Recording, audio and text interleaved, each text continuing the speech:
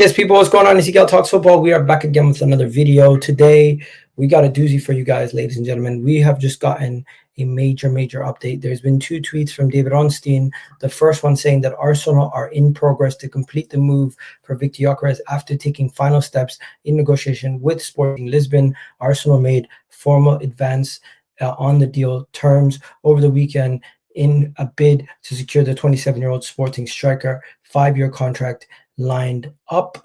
And then we got just an hour ago, agreement in principle has been reached for Viktor Gyokeres. The move for the Sporting Lisbon to Arsenal, deal worth 63.5 million euros guaranteed, plus 10 million euros in add-ons. The Swedish strikers representatives waives the fee to facilitate the move and make it happen. So there you go.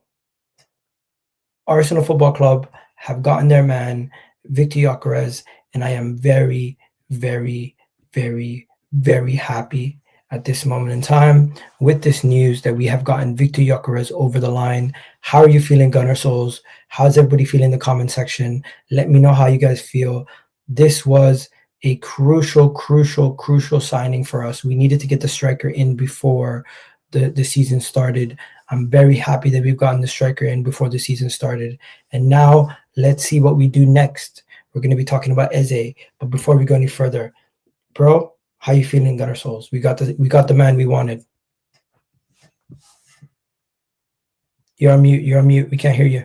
No, I'm ecstatic, man. I mean, the number 9 was vitally crucial, alongside a left winger, and having those attacking reinforcements was the key to this summer. Now, I mean, other things needed to happen alongside this as well, but I think it kind of puts to bed the sort of notion and the narratives that were kind of coming out of everything with, is Berta moving in the correct way? Is Berta doing the right things? Is the speed of these transfers, a concern? And a lot of people thinking, Noni Madueke would now block the likes of Gyokeres, would block the likes of Eze, despite the reports disproving them. Even David Ornstein came out and said this, like the Noni Madueke deal wouldn't impact, Gyokeres coming in, or Eze coming in, or Sesko coming in, or whatever that, player was meant to come in. The 9 and the left winger will still be signed. And I think it's starting to put, firstly, a lot of peace to a lot of Arsenal fans, but also it's quite encouraging to see the speed, but also the negotiations taking place, because this is one of the bigger transfers that we're going to make this summer. Eze is one of them. Rodrigo, if that's what happens, they're going to be the other two. So for a player to waive basically 10 million euros to make this deal happen is what you like to see. And I'm not saying people should give money up, and I'm not saying that, I want players to lose money just to join us. No, but it's the ambition of wanting to join us. It's the sort of passion to want to join us. And like the agent gave up 8 million euros, Gyokeres has forfeited 2 million euros. You're looking at the deal 63 million euros, which is like 55 million pounds, something of that nature. That is incredible. Look, whether I have concerns, I'm not going to go back on my wordings and saying, look, whether I had concerns on it, because that'd be very disingenuous of me. I did say the priority is bring one of them in because we do need a 9, but I have concerns over Gyokeres, and I was a fan of Sesko, and I'm not going to take that back. But what this shows you how shrewd he is. He's a businessman at the end of the day. He's looking at the best for Arsenal, but also bringing the right caliber of player in. He held his gun. He said, no, we're going to wait this out. We're going to see what we can do, and I'm going to get him at the right price. Now, obviously, now that more has come out about this deal, with the Norwich sell-on fee, I can't remember what else. There was like 15% for Norwich. There was Brighton that have a sell-on fee as well. So when you look at it, I can understand the hesitancy from the sporting director to want to not sell him, because they had 35% that they were going to lose. So it completely makes sense. Whereas now, I think they only lose like 20% because of sell-ons and stuff like that. So look, they needed to make things right for themselves, and we also held our guns, and we're paying far less than we thought, because initially we thought it was going to be 75 million pounds. Let me take everybody back to March 30th. I think that was Eid, actually. I remember. March 30th. Arsenal developing a strong interest in Viktor Gyokeres as a possible striker signing. Andrea Berta firm admirer of the 26-year-old. He was 26 at the time, and the forward is expected to figure prominently among Arsenal's options and may be more realistic than Isak. Back in March 30th, this was reported the day we signed Andrea Berta. So all the stuff about Sesko, the club wanted Sesko. The club department wanted Sesko. The club, Mikel Arteta wanted Sesko. But the day Andrea Berta came in was the day everything changed, and Viktor Gyokeres became the priority, in my opinion. And this, going back today, the reason why I'm going back to this is because this is where it all began. The day Andrea Berta walked in the door, I feel like he knew who he wanted, and the club knew who they wanted, and he was doing his best to convince them that this was the better option. He's more experienced. He's what do you call it? Number one, he's more experienced. Number two, he's a cheaper deal, and number three, the guy is just scoring goals for fun over there at Sporting Lisbon. And as you said, we need to talk about the actual figures. The actual figures for this deal are unbelievable, and Andrea Berta has to take a bow. Guys, look at this. We have gotten the deal for Viktor Gyokeres for £55 million plus 8.5 million in add-ons. You're telling me we got the deal for less than 65 mil?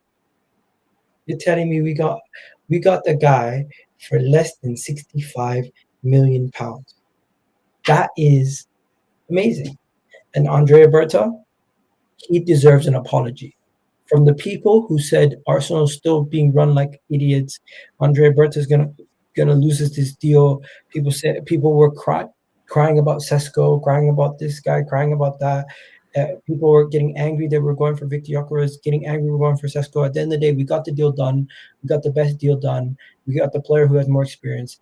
And so, as much as we've debated about Sesko and Gyokeres, we can clearly say to ourselves, Sesko is not worth the 90 million that they're asking for. And Viktor Gyokeres is better value for money, and I believe he's the better player right now to help us deliver at this moment in time. And Andrea Berta, take a bow. The Italian man has pulled off an absolute world-class situation here. He's gotten the player to not only lose money, he's also dumped his girlfriend, did not report to training camp for Sporting, and forced to move. I've never seen a player want to move to Arsenal more than Viktor Gyokeres, and I can't wait for him to join Arsenal Football Club. What do you think about this deal, man? Amazing deal, no? No, I mean, look, monetarily, this is an amazing deal. And I think this is one of the things that I highlighted when, people are talking about Andrea Berta, and I've stuck to my guns on, when you look at him at Atletico Madrid, he's a shrewd operator. He knows what he's doing. Now, has every single deal that he's made been perfect? We don't know. People can argue about the Noni Madueke deal. But overall, the guy knows what he's doing. He's an experienced sporting director who moves really quickly. But this is the benefit of Berta. Like, how many clubs know we want a striker? Pretty much everyone. Number 9 was one of the biggest signings that we needed to make. So clubs can hold out and keep us hostage, and they would have done if Edu was here. I think this deal gets done at 80, 90 million if Edu was here. Or we would have walked away and got no 9. Because that's just the way he did things. And what Berta's done is he lined up multiple opportunities at the same time, saying that, look, we can just pivot. And that forced their hands. Now, what they also did, if you look at Hand of Arsenal's sort of tweets as well, is they spoke to Coventry and actually did a few things about their salons and stuff like that as well. So there's a lot of things that happen behind the scenes to make this deal work. And I think that's the biggest thing, that we didn't bow down to the demands of them, but we also wanted the deal to make sense for us. And I think that's the biggest key with Andrea Berta, because in past, like when you look at Edu, when you look at what was his name now, the guy that went to Gazid, was it Gazid? Yeah, Ivan Gazides. Like when he was here as well, the biggest thing that we did was we gave up and we gave into the demands of whatever the club wanted. Now clubs are going to respect us more, and I think that's the biggest thing. Like if we now go in for, let's say, Eze, Rodrigo, whatever, if clubs hear the fact that we're going to walk away, they know we're walking away. So it's a bit like what Man City do. Man City rarely ever overpay for players because their word is actually right. Like they're not going to just come in and accept demands. They're going to be like, right, we're walking away, and they'll go and get another deal done. And I think that's the biggest perception changer in the market.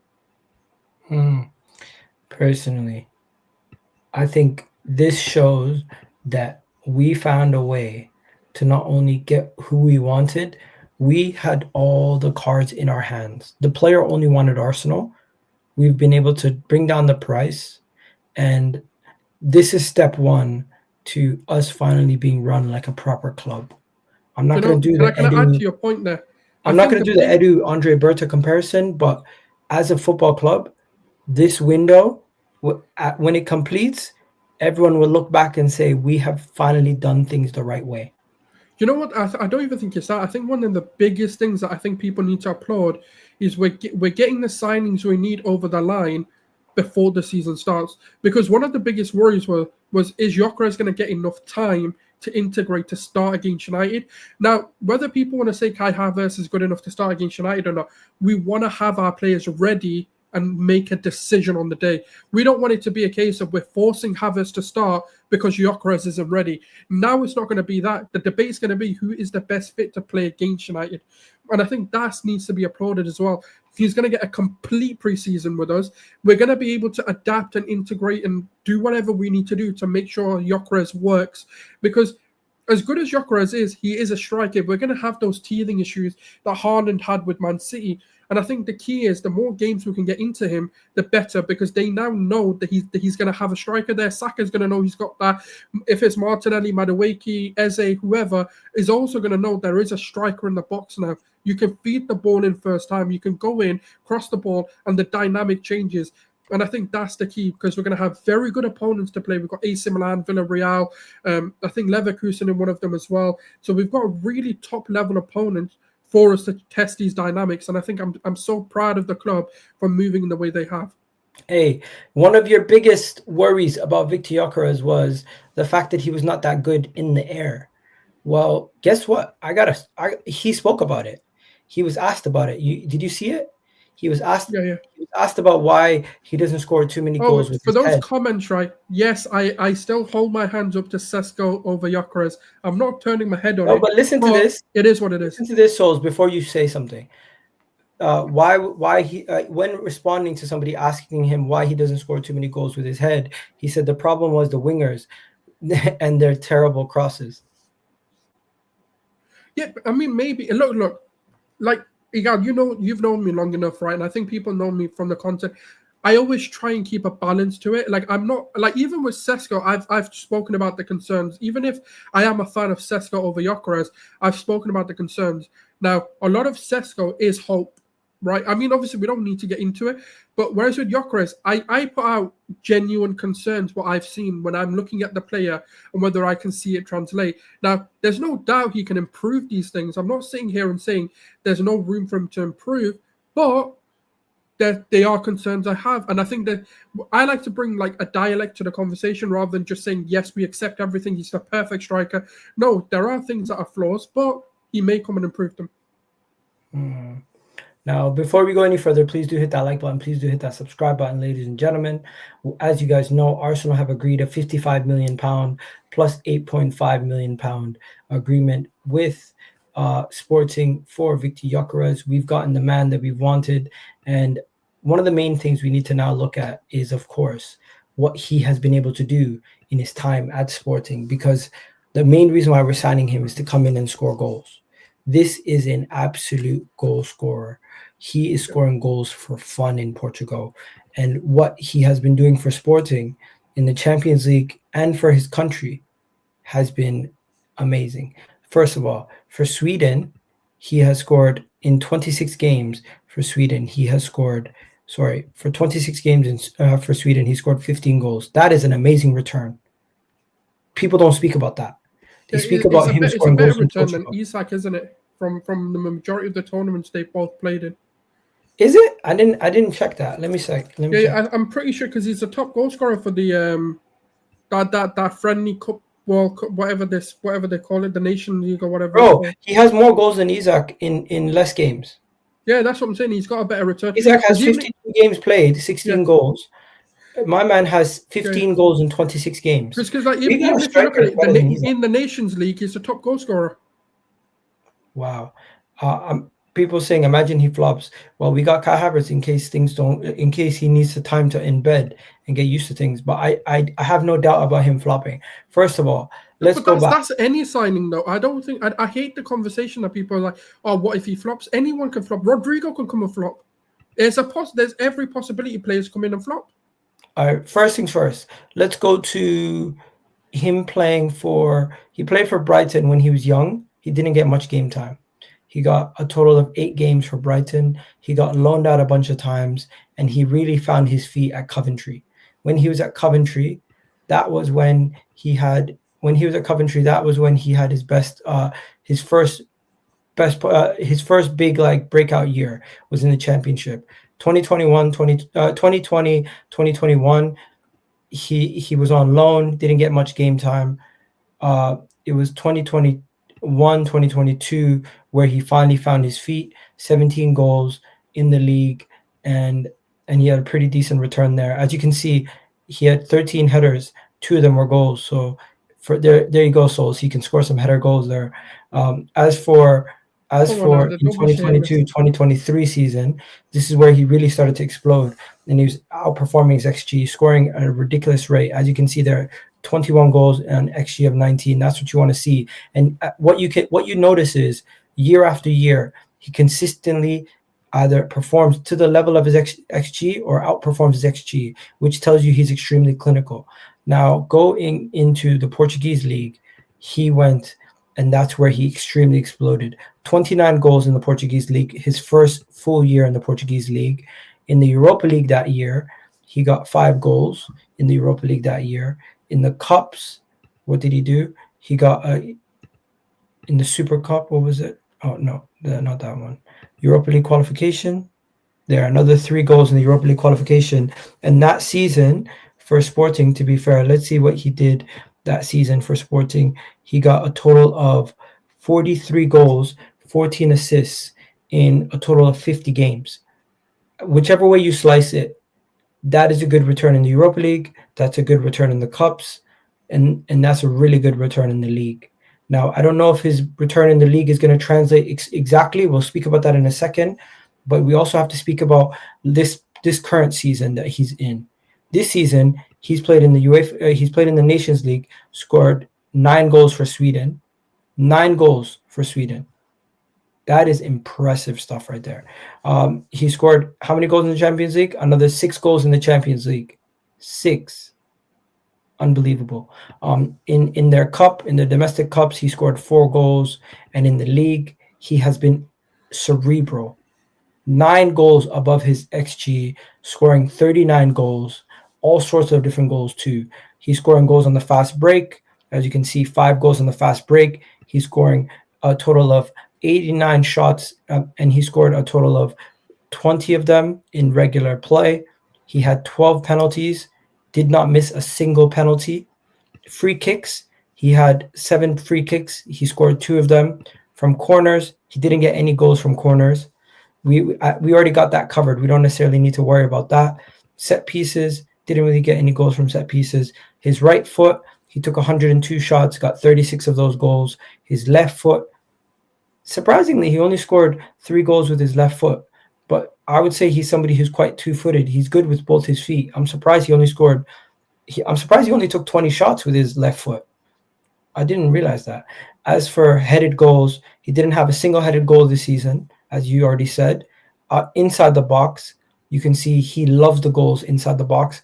Majority of his shots come from inside the box. Only 20 shots came from outside the box, and 3 of them were goals this season. Now, one thing I want to point out to everybody is people keep talking about Sporting and how things are going to change from him going to from Sporting to Arsenal.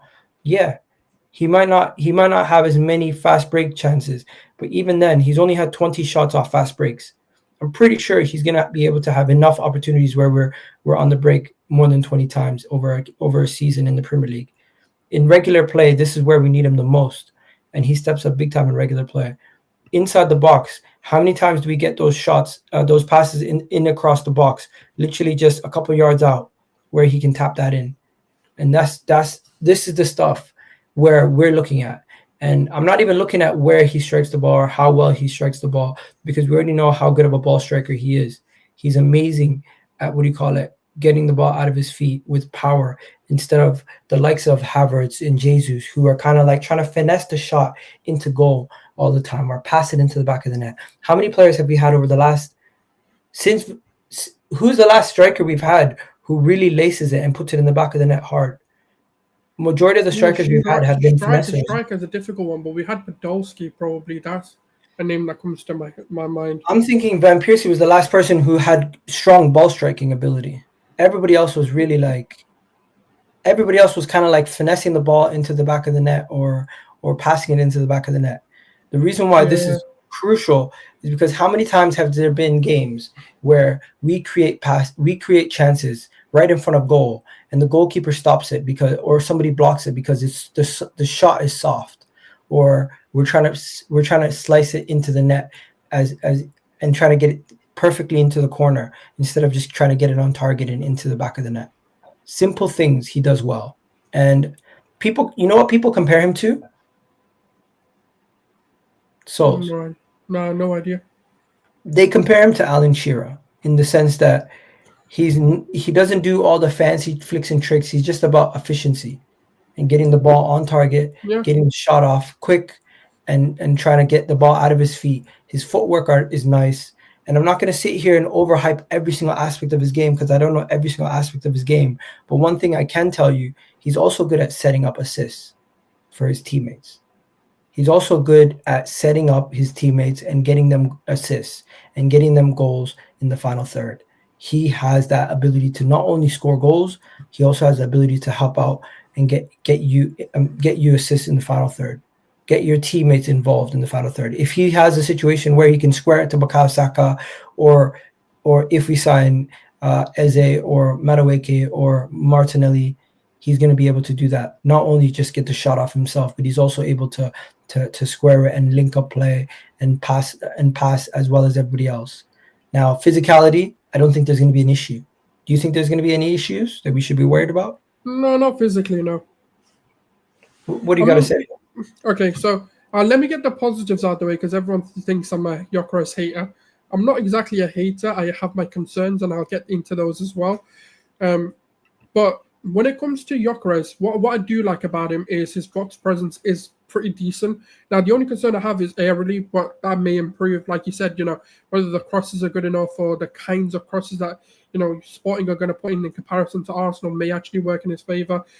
But at the same time, what I will say is, look, the concerns I have are he does seem to be very clunky when it's like in his technical ability. Now, he's great on the transition, but the issue is the athleticism and the pace in the Premier League is far greater than the ones of the Sporting, the Portuguese league. He's not going to get the opportunities to just have these big touches that he can then take a stride and then take a shot. He will get caught up. He will be bullied. And that's kind of where my concerns kind of start coming in. But in terms of knowing where the goal is, he absolutely knows where the goal is. There's no denying that. And obviously, when you look at his two-footedness as well, he kind of is. The other thing that I actually want to highlight, which I've kind of looked back on and kind of had a look at to see what he can do, I think he'll bring the best out of Martinelli. Because if people actually look at it, he loves to drift onto the left channel. I don't know if people have clocked this much, but he'll allow Martinelli to come more centrally, kind of what Jesus did when he first kind of burst onto the scene prior to his major knee injuries. And that got Martinelli double figures that season. I think that is something that can be replicated if Martinelli and Gyokeres are on the pitch. I think that's something key to highlight, that it actually might be that Martinelli becomes more of a goal threat in favor of Gyokeres coming in. Okay, let me show you something else. Also, his ability to do certain things that we need. Look at this. Similar to other strikers, they're able to progress the ball, but his ball progression for Sporting last season was better than majority of top strikers in Europe. Ekitike, Alexander Isak, Liam Delap, Nicholas Jackson, Osimhen, Sesko, Mateta, all these guys, Harry Kane, Lewandowski, Haaland. He was progressing the ball more than all of them. And this is just another aspect of his game, carrying the ball, progressing the ball, and his ability to drive from deep with the ball will help us massively. Now, maybe Sporting play different, and maybe we won't see as much ball, maybe we won't see as much dribbling or carrying the ball. But similar to how Declan Rice can dribble the ball from deep and just take the ball on himself, I would expect Gyökeres to do a similar thing to what he did against Arsenal in that 5-1 win against Sporting, where he took the ball by himself and almost scored, where he hit the bar. There's going to be moments where Viktor Gyokeres does absolute magic and just creates something out of nothing by himself. No, exactly. And I think one of the biggest things that will kind of improve on is the counter from set pieces. Now, one of the things that we really have limited players, like you just mentioned, Declan Rice is one of them, Martinelli is one of them, and that's about it. When it comes to powerful drives into the opponent's half, when it comes to counter-attacks, when it comes to transitions, we really don't have that many. And if you can keep Gyökeres further up the pitch and just loop the ball over to him, that's going to create an opportunity that we have very limited in this team. Now, prime example of a goal happening was the Martinelli's goal at the Bernabeu. We just don't have enough players to create those opportunities to have those goals. Martinelli against Chelsea is another prime example. And I think that's the key that people also need to understand is the dynamics that we can now create in threats in transition are going to increase massively. And that's also a key because that's when the teams push forward. We just don't have the pace. Like when Saka gets on the ball, he's brilliant, but he's not quick. And I think that's going to improve as well. Martinelli's fast. Are you worried about Chelsea next season, Iga and Souls, Arteta? I'm not really worried about Chelsea right now. They're a problem. I'm going to do a whole video on them. But really and truly, it's more the fact that they find ways to get to these finals and win. Like, fair play to them. You got to give it up to them. Quickly, let's talk about another weakness of Viktor Gyokeres. Another weakness of Viktor Gyokeres' game is that he finds it difficult when players are tight and aggressive. Like Arsenal, he's gonna be training with Saliba and Gabriel, so hopefully he can pick up some skills from that. But he can somewhat get like a little bit bullied at times, even though he's very strong and physical. Against other strong center backs, they can't give him a hard time, like anybody else. No, that's kind of what I mentioned. I think that the concerns I have is the physicality and the defending ability of like the Portuguese league as a overall just isn't of that of the Premier League. Now, obviously, you've used Saliba and Gabriel as prime examples there. But even when you look at other teams and lower level teams that come up, the physicality is far greater. And now my concerns there are, does he have the ability to evade those sort of situations? Now, like you said, because he's going to be training with higher caliber defenders, but also week in, week out, he's going to have the ability to kind of test himself against a lot more physical players. He's going up against one of the best. In Gabriel. But even if you use that in like other teams, like I just don't think he handles this sort of situation well. But again, this could improve. Yeah, this definitely can improve, but he definitely needs to get this a little bit sorted out. That part of his game is one of his weaknesses. So to put people's minds at ease, like I'll give you an example. So when you listen to Raheem Sterling and Leroy Sané when Arteta was training them, the one thing that Arteta really did and he was very meticulous about was body positioning. And that's the issue here, because why he couldn't get the better of Gabriel, why he couldn't get the better of Saliba is simple. It's because of how he's using his body. Now, Arteta knows how to get you to use your body differently. It was like, I think the quote that Sterling had was, Arteta said you're too squared on when you're receiving the ball. What you need to do is go a bit more diagonal to the ball and receive it on a half turn. And when he made that shift in sort of body positioning, you started seeing the Sterling that you see, like, at City, at Chelsea, etc.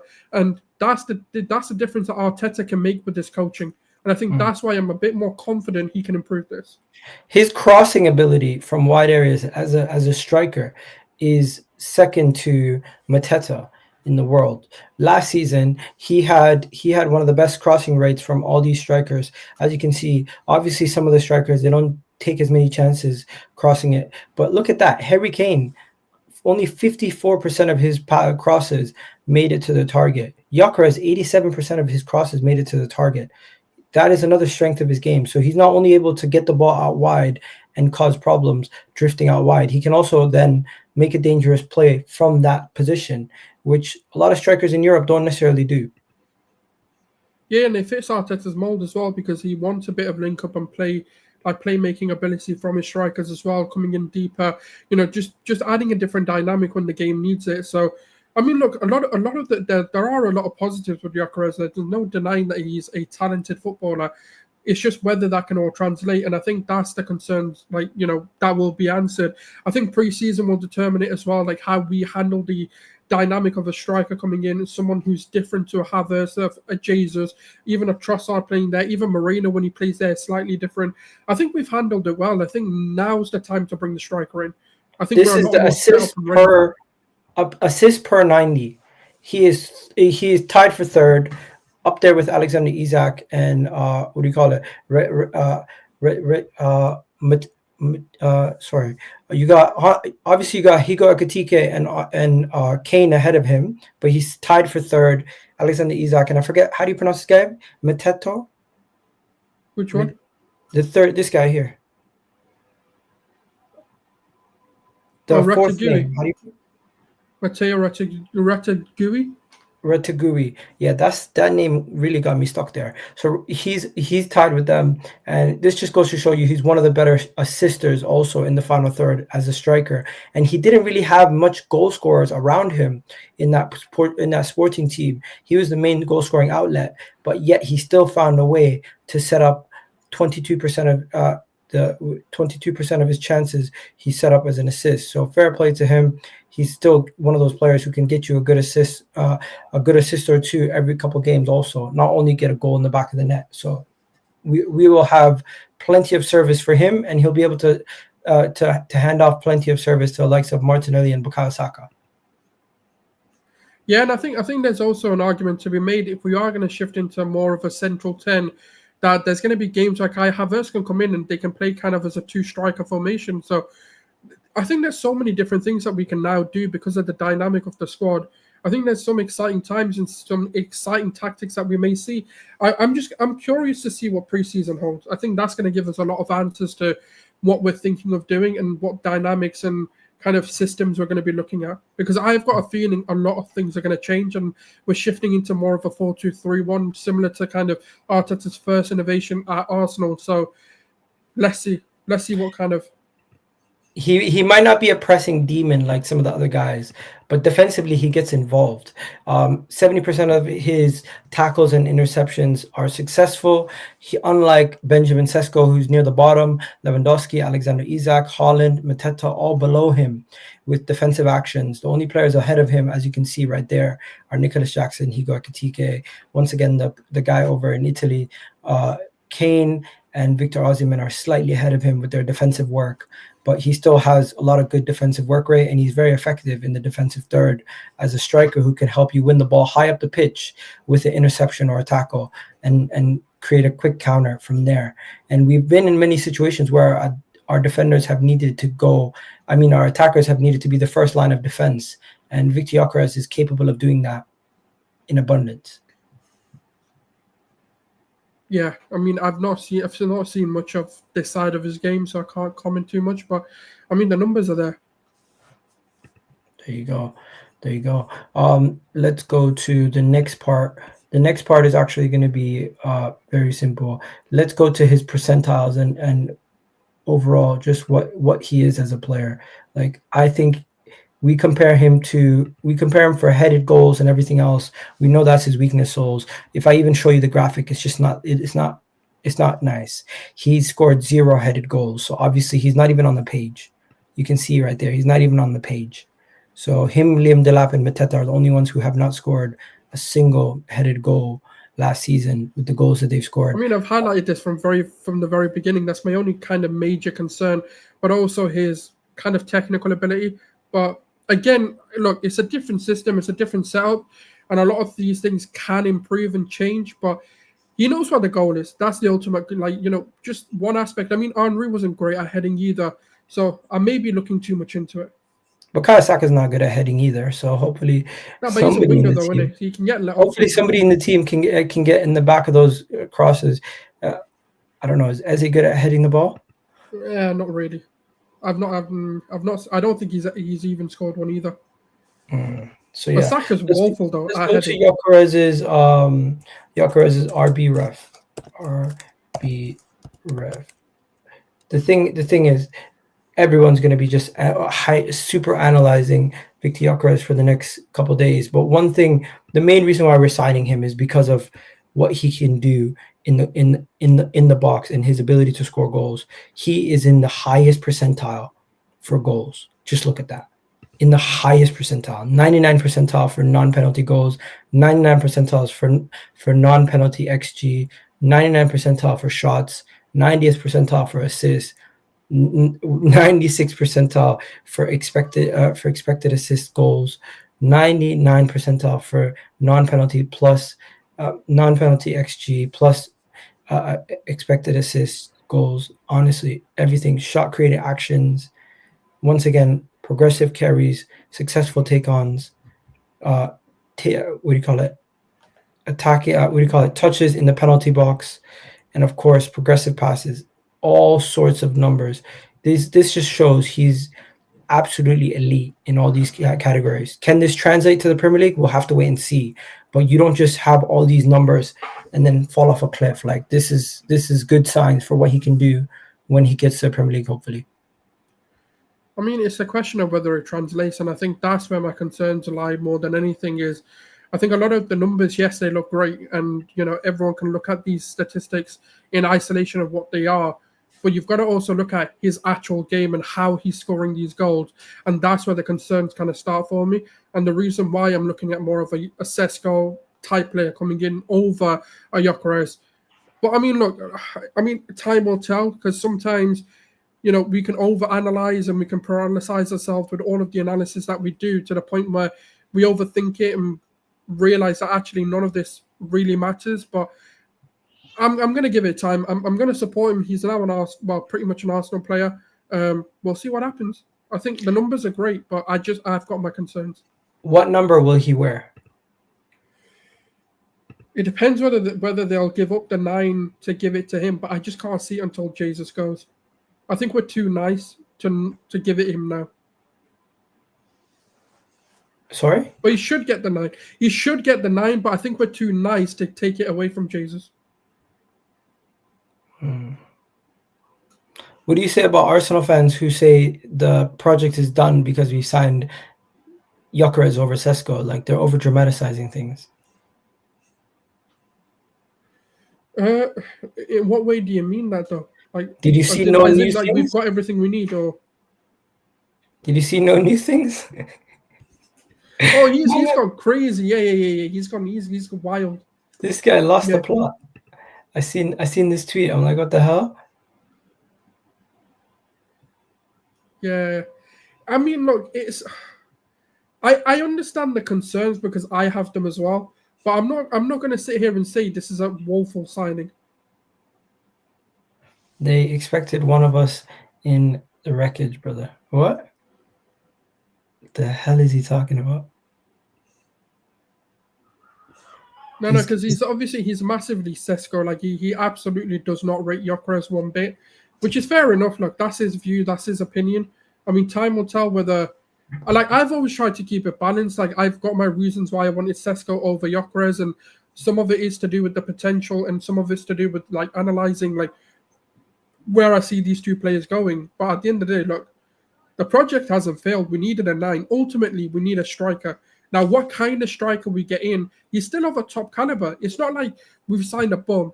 So I don't know why. If we can make it work with Mikel Moreno on a real, like some people. No. I hate when people say that though, because there's a big difference when certain profiles come into strike.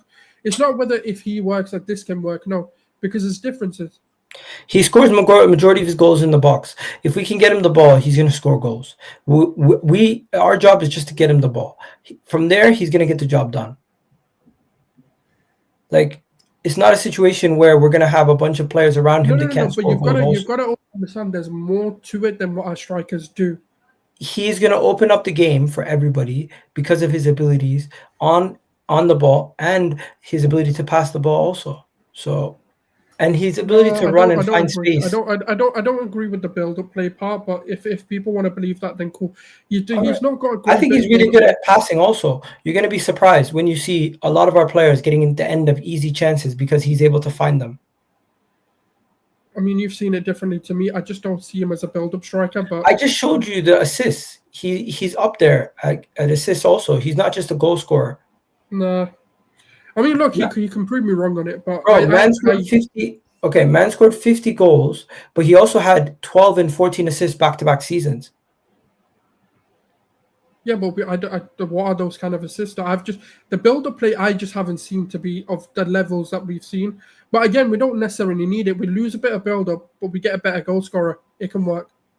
All right, so you need to see the type of assists that he's getting. Yeah, I've just not seen any that make me go, okay, cool, he can build up. Hey, anyways, Souls, sounds like you still need to hear. You need to see more about your. But look, the thing is, if we sign Sesko, I'd have certain concerns that I'm going to talk about there. I haven't seen him score a bunch of goals. I'm going off of the analysis of the profile of player. I think translates, but we've not seen the goal scoring ability yet. So look, either way we swing, I have concerns for both. But obviously, we're talking about Gyökeres, so that's a different thing. Okay. I'm just not doing the whole he's perfect because I genuinely don't think he's perfect. I think a lot of people are over dramatizing his ability. All right, let's look at this. Look at this. Look at this. Okay, so you got a situation here where he just had the ball. 1 second. 1 second. So Gyökeres has the ball. Boom. Where is it? Gyökeres has the ball here. Oh man, I'm gonna risk getting demonetized for this. I'm not gonna do that. No, you don't need to. You don't need to. Just okay. Let me show you one or two chances. In this situation here, he finds his teammate right there. Boom. Goal in the back of the net right away. In this situation here, once again, he finds his teammate. Where is it? Oh shit. I'm struggling to find these videos. Okay. If you see, he's the one who plays the ball across. Can you see the small image? Yeah. No, I know. He plays the ball across to his teammate. Then you have another situation here where he has the ball. He's in the. Where is it? That we've seen that one. This is, you see that right there? Has the ball, finds his teammate in between the lines after the defender comes in. It comes in too close for him, and it's just overall. There's many situations where he's been 1-on-1 or 2-on-1 or 3-on-1, and he just does the unselfish play and gets it to his teammate. He's not always selfish. Honestly, I can't find the images, guys. If I could, I'm not saying he's selfish. That's not the point I'm making. I'm just saying, like, the build-up play that people are thinking is just not as good as I think it will be. The Premier League is completely different. He's not going to be able to he can't open those opportunities in the Premier League. But all right. So look, I think he's going to wear the number 9 shirt. I think Jesus is going to hand it over. Do you really think they're going to take it off Jesus? I just think we're too nice. We're not going to do it. Either they hand it over, Jesus hands it over, or he wears the number 14. Nah, that'd be stupid, man. The number 14 is not for Gyökeres. Okay. I don't want him wearing the number 10. Number 10 is for Eze. He needs to wear the number 9. It's just whether we give it to him. He has to wear the number 9. He wants the number 9 shirt. That's what he said. He has to, man. It's the brand. It's the brand. He has to wear it. It is. Glock 9. As for penalty taker, Bukayo Saka or Gyökeres, who's the penalty taker? It has to be Gyökeres. Whoever's better. Gyökeres is the better penalty taker. Saka's missed multiple penalties in his career. Yeah, Gyökeres. Like, it doesn't matter. It has to be a best player. Gyökeres hasn't missed a penalty in all last season. He took more penalties than we've taken in the last 2 seasons. I cannot wait for Gyökeres in preseason. That is amazing. And then what else is there? I'm just thinking, is there anything else that we need to speak about Gyökeres before we move on to the next topics? That's pretty much it. Enough about Gyökeres. Let's quickly talk about the other stuff that's going around, because there is some stuff going on around. Did you see Henry Winter's post? The one earlier in the day. Yeah, Henry Winter was the first one to break the news this morning about the Gyökeres and everything. Is that the one with the picture of the Emirates? Yes, he's the one who who broke the news. He's the one who gave everyone the major update about everything regarding Arsenal today, and he's the one who really started off all the major Arsenal news today. Fabrizio Romano since then has given us the same updates. This man has done unbelievable. Shout out to Henry Winter. As you guys can see here, he spoke about the Madueke deal, saying that's done, and he also has now said that the Mosquera deal is done, pretty much. Fabrizio also backed it up. He spoke about Gyökeres, and he also spoke about Kivior being sold, Nelson being sold, Trossard, Fabio Vieira, and Zinchenko. Now, before we go on to some of the other topics, let's just quickly go to the Mosquera stuff. Fabrizio Romano has since tweeted about Mosquera, and this is, at this moment in time, Arsenal in the next 7 days could have a situation where Gyökeres signs, Nani Madueke signs, Mosquera signs, and Ethan signs a new deal. That's a successful 7 days right there. Yeah, Mosquera is a talented centre-back. He's phenomenal. What is it, £20 million that we're looking to get him in for is a bargain. Absolute bargain. I know for the moment he's going to be a backup, but don't be surprised. Like, he is going to push to start, and he's going to fight for that opportunity, and that's going to keep them centre-backs to stop being, complacent. And it also is a succession plan in case one of them do decide to leave, because the guy's got the talent. He's got a brilliant ball-playing ability. He's cool under pressure. He's got a good drive on him. He's one for the future, and he's absolutely incredible. And especially with the way that we've developed our defensive line, the defenders that have come to Arsenal, the way they've progressed season on season, I think this is another one that we're going to be absolutely excited to see, because you're not going to dread it. It's not going to be like Kiwior has come in and absolutely, turned the doubters into lovers. Mosquera is just quality, man. The guy is a talented player. At £20 million, it's a bargain. Anyways, bro, can you quickly talk about the outgoings? Yeah, let's do it. 1 second. Let me just go back to that tweet. Henry Winters. 1 second. Yeah, there you go. If you could just quickly talk about that, I'm gonna have to go check on my son. 1 second. Here we go. And there's a super chat. Let me just put that on the screen. Right, Soccer Don TV, is Havertz better than Cole Palmer? Hey, listen, I'm still going to say it. I've got to back my boy. Havertz is still better than Palmer. I don't care, lads. I don't care. Shamelessly, I'm going to still say it. But yeah, on the Henry Winters tweet, on the train to King's X for TalkSport show, should be a good week for Arsenal. Madueke, Mosquera in, Gyökeres fee virtually agreed, just at the add-ons debating stage, plus dealing with the agent's substantial cut, and Arsenal being strong at this point. Gyökeres obviously very keen to go to the Arsenal and need to concentrate on farewells, letters to Sporting. Maybe he needs to have another word with his agent, get the deal done. Also, busy week on potential outgoings. He's generating income with Kiwior, Nelson, Trossard, Vieira, and Zinchenko. I mean, Kiwior has been a massive one that we already known about, that, there's potential bid for £40 million coming in. And Napoli and a lot of other clubs in Italy are quite interested in him. Reece Nelson's been on the books. He's 100k, which is going to be harder to shift on. Somebody asked you how many games did you watch of him? You watch La Liga quite often. Of who? Oh, Mosquera. Loads. Man, I've been scouting this guy since 2022 because I found him on FM originally. The guy's a wonder kid. I'm telling you, man, the guy's solid.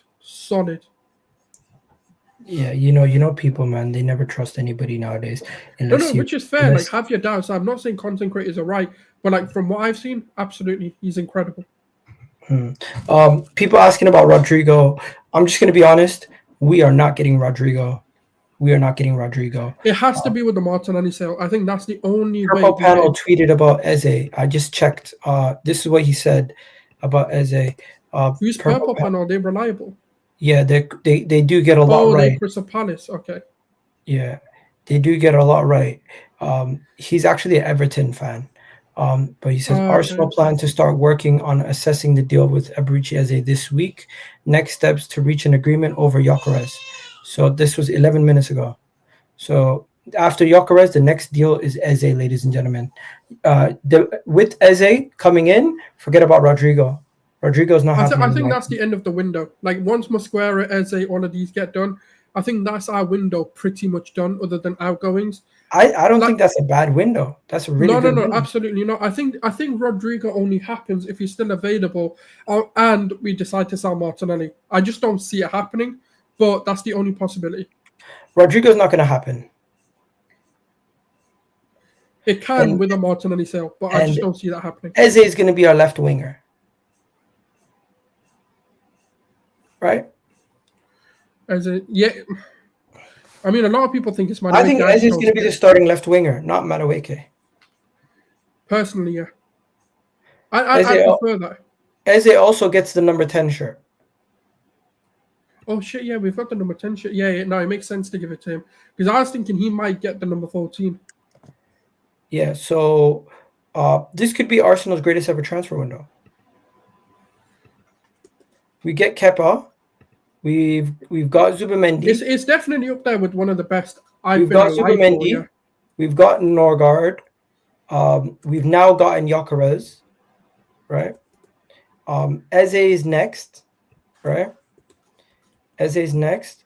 We're working on Mosquera. Rodrigo's not happening. And apparently, if we sell Kivior, we could get Hato. Did you hear about the Hato stuff?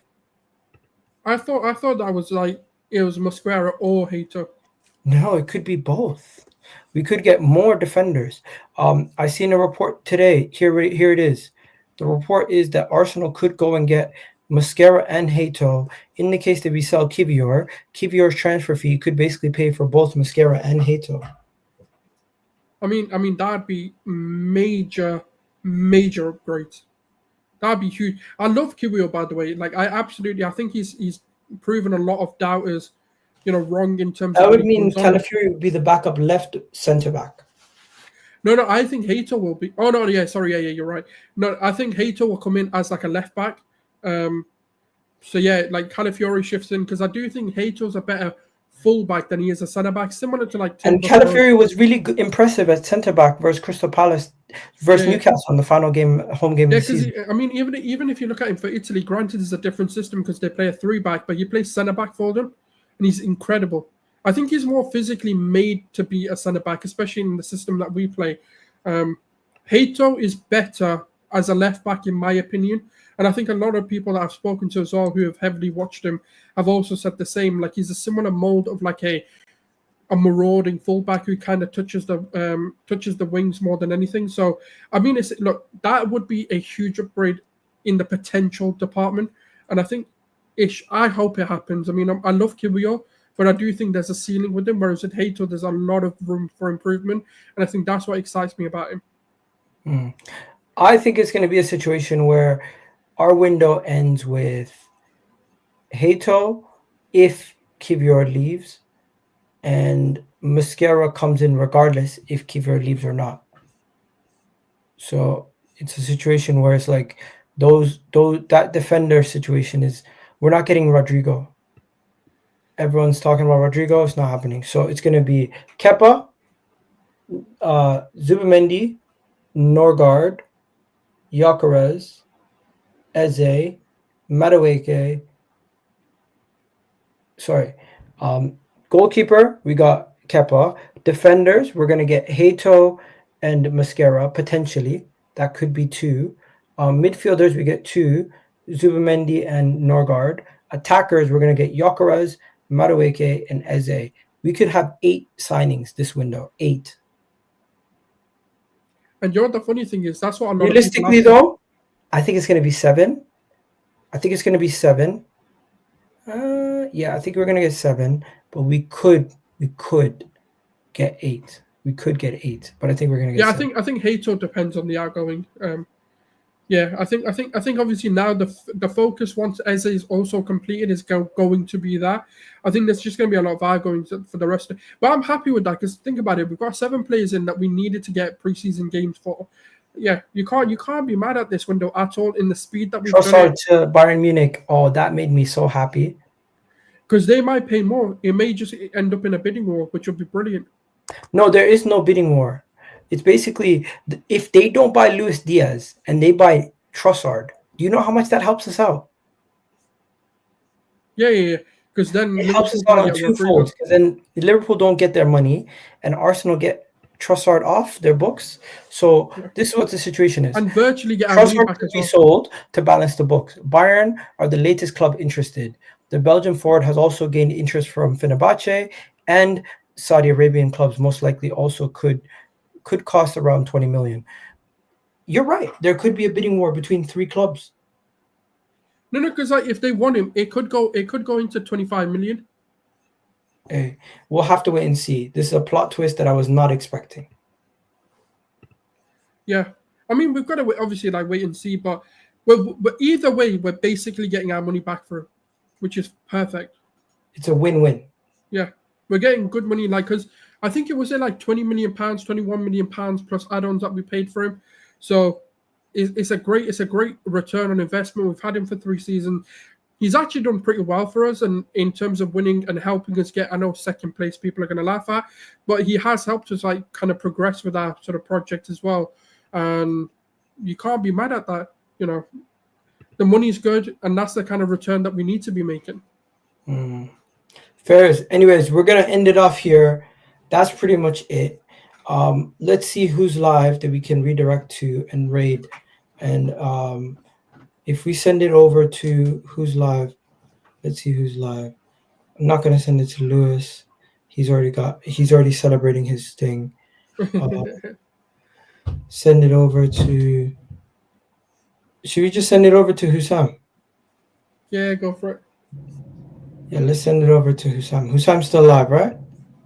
I think so. I'm not sure. Yeah, Hussam's still alive.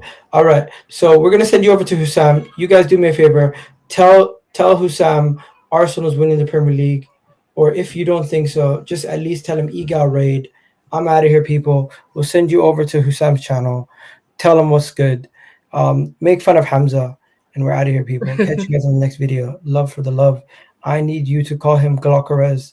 Glock 9 from now on, bro. We'll see. That's 8 potential 8 outgoings.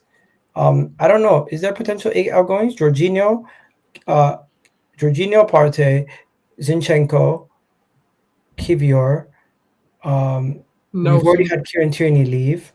Trossard, Lokonga, Tavares, Reece Nelson. It could be more than 10. Yeah, we've got significant if we do get them all gone. Yeah, and do you know how much we reduce the wage bill despite our signings coming in? It's crazy, man. There could be a lot of signings. Anyways, we're gonna wrap it up here, boys. You have a good day. Love for the love. You already know what it is. And check out my Chelsea video. I'm gonna upload it right now.